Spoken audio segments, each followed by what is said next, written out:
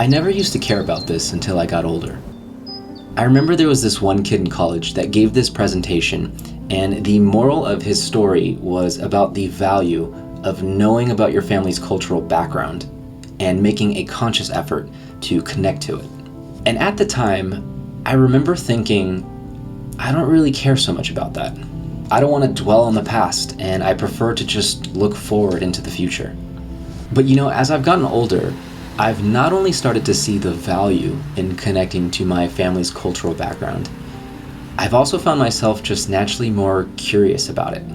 And one way that I've been trying to connect to that is through language.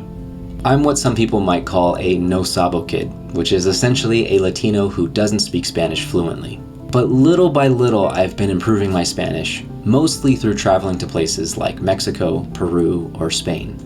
And now I've decided to take Spanish classes here in Antigua, Guatemala. And just the other day, I was walking down the street after one of my classes, and I was thinking to myself, how amazing it would have been to put these skills to use with my grandfather. Before he died when I was a kid, learning Spanish wasn't even a thought to me, and the only few words that I did happen to know were curse words, so I could never really communicate with him. And even though I'm definitely not fluent yet, I'm at the point now where I can have an entire hour of conversation with my Spanish teacher. And so now I wonder what stories I would have heard from my grandfather, what I would have learned about his life, what lessons he could have shared, and in what ways were the same. Because as I've gotten older, I've realized that yes, we can get stuck in dwelling in the past, but we can equally get stuck in thinking only of the future. And so I'm starting to think that perhaps a brighter future and a more peaceful present can be found by understanding who we really are, and that maybe many of the answers to that question can be found by taking a deeper look at who and what made us.